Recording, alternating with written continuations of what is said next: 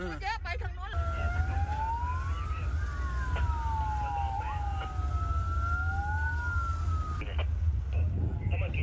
เช่นก่อสร้างนะครับเสียหลักเลย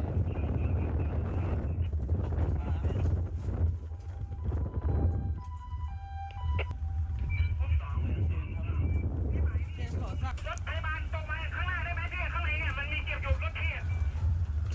28กำลังไปครับ พี่ไม่ได้ไปไหนหนูไปก่อนเดี๋ยวพี่จะไปฝั่งนู้น เจอยังเจอเพิ่มไหม เจอเพิ่มแล้วค่ะ อีกหนึ่งลายอยู่ในป๊อกกี้รถเป็นสีแดงนะครับเป็นสีแดงหายใจเจือกครับอยู่ระหว่างสิ่งของเลยครับยังไม่สามารถออกได้นี่อยู่ระหว่างตัดถ่างและเคลียร์อุปกรณ์เพื่อจะนำผู้ที่ว่ายังมีชีวิต